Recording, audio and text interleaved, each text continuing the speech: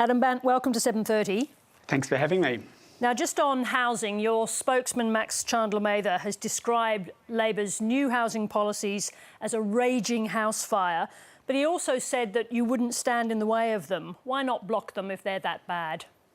Well, it's pretty astounding to think that the major parties could make the housing crisis worse, but the experts have already come out and said very, very clearly that it's a dumpster fire of bad ideas, and it is a house fire. And I think it's pretty clear after the weekend and the policy positions that have been launched by the major parties that if you're concerned about this, you can't keep voting for the same two parties and expecting a different result. But why would you not stand in their way then if they are as you describe them?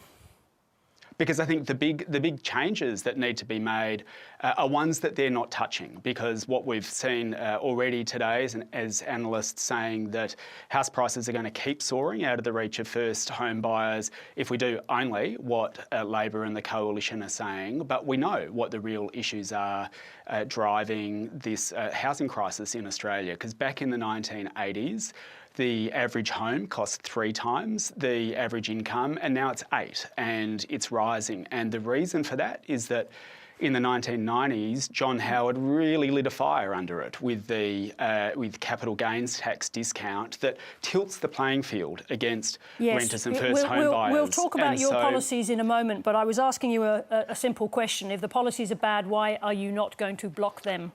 Because I think we're heading towards a minority parliament, and that gives us a real opportunity to keep Peter Dutton out and get Labor to act. And what we've said, and I said this last week at the press club, is that in that minority parliament, what we'll put on the table as Labor, I mean, Labor doesn't need, I mean, in terms of that question about blocking, as we understand it, they're policies that don't need legislation. They're policies that Labor will just be able to implement if and when they want to. What we've said is that in that scenario that is likely, according to the pollsters, what we want to put on the table is a sensible way of, I guess, diffusing that John Howard time bomb. And that, I think, will start to get the housing crisis under control. All right, let's talk about that hung parliament. So, as you said, you've ruled out supporting Peter Dutton, but you have put forward quite a large range of policies as demands for supporting a Labor minority government. So, as well as those policies, tax policies to do with housing, you're talking about getting dental into Medicare, end of logging of native forests, and early childhood and education and care free for all users. So which of these policies is actually non-negotiable for you? Well, look, the non-negotiable thing is that we won't support Peter Dutton, and it's why these Brisbane seats are so important, because Peter Dutton's only potential pathway to the Lodge runs through Brisbane. And so if we keep Brisbane green, we keep Dutton out. In terms of the approach that we would take to that situation that you're talking about, look, I guess we can use 2010 as a guide when there was a minority parliament before. We went in there and said we'd like to get dental into Medicare for everyone, but we managed to get it for kids. And so the Greens secured dental into Medicare for kids, and we felt that that was a good start, and we got world-leading climate legislation as well. Did we get everything that we wanted?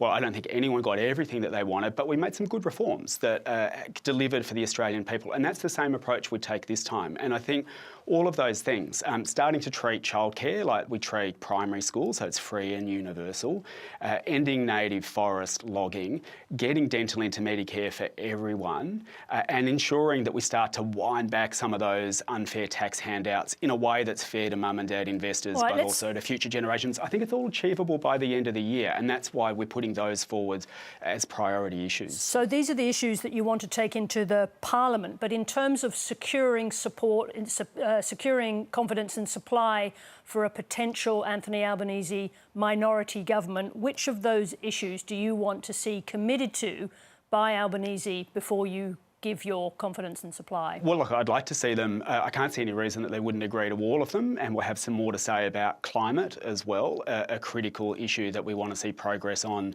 in the next parliament, because this government, Labor, has approved over 30 new coal and gas projects, which in a climate crisis we just can't afford. Just come back to what you just said, that you'd like to see all of them, because you know that's unrealistic. Yeah. Anthony Albanese has implacably ruled out supporting changes to negative gearing and capital gains tax. Has he said something to you privately that makes you see that differently?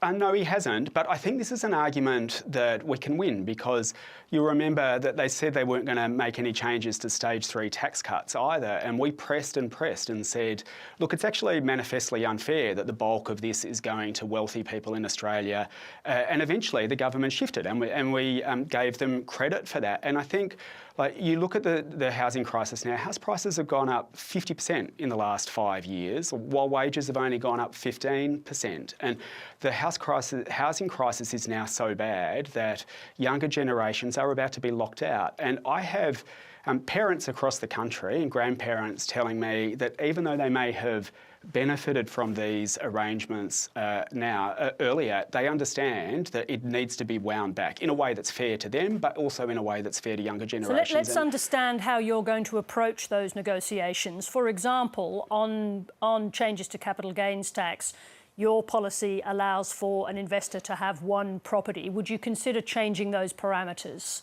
Look, we'd go into it with an open mind, and of course, if the government wanted to have a discussion about our proposals, then yes, of course we would. And we know that our pressure during the course of last year and last Parliament actually got the government to start modelling some of these changes. So we know that at least some people in the departments are thinking about this because they know that the change should happen. What is our approach? Our approach is to say, well, for people who've got, in addition to their own home, one investment property, they can keep the current arrangements. They may have entered into that on the basis of advice from their accountant. It may be for their retirement.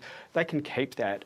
But we're talking about people who've got 5, 10, 15, 200 properties. Just to understand your position at the moment, you're open to the possibility of negotiating around your policy on capital gains tax?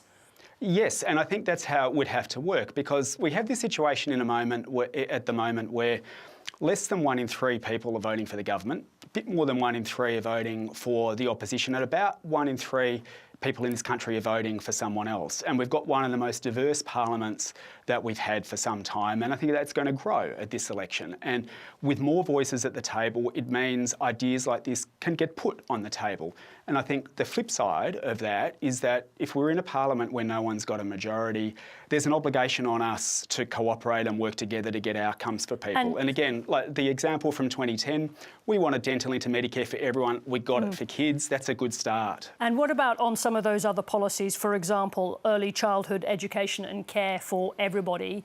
Have you conceived of ways in which you might pull back that policy to make it less expensive? Well, again, I'd say I think these are all things that the government could agree to. The only objection so far that the government's raised to things like getting dental into Medicare or making childcare free and universal, they haven't said they're bad ideas, because they're not. They're great ideas. What they've said is, it comes at a cost. And what we're saying, unlike any of the others, is that 1 in 3 big corporations in this country pays no tax at the moment. ExxonMobil brought in $15 billion in revenue in 1 year and paid no tax on it. And we're saying we've put forward a model for making those big corporations pay tax on their super profits. It applies to 0.1% of the corporations in this country, just the biggest, not small business, not medium business, just those ones making super profits. And it brings in over $514 billion. Let me put another quick question to you, because you're not making a condition of supporting the Albanese government a change to Australia's defence relationship with the US, but you're talking about it a lot. Is that something else you would bring into those negotiations? For example, an inquiry or consideration of AUKUS? Well, look, we've said very clearly Australia needs to get out of AUKUS. Australia needs to detach from Donald Trump. Now is precisely the wrong time to be giving Donald Trump such significant control over the Australian Defence Force. Would you consider making this a condition of your support? We think that's an argument that, again, that we can win on its merits during the course of the next Parliament. We think that these submarines are not going to arrive.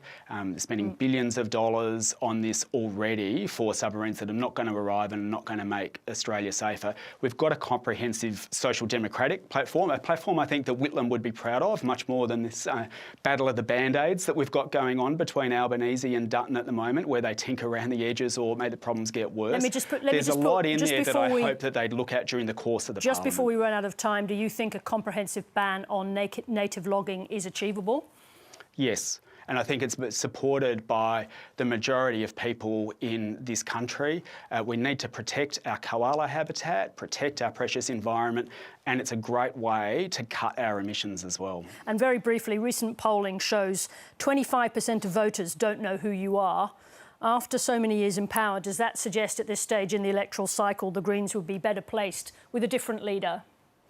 Well, I listened to your package before, and I think there's a lot of people who are thinking about voting Greens who want to know what our policies are. And at the end of the day, what this is about, and I think what the next Parliament is going to be judged on, is can it make things better for the Australian people? Are we going to have more tinkering around the edges, or are we actually going to tackle some of the problems? And I think people understand that if you're concerned about the cost of living, the climate crisis, the housing crisis, we just can't keep voting for the same two parties and expecting a different result.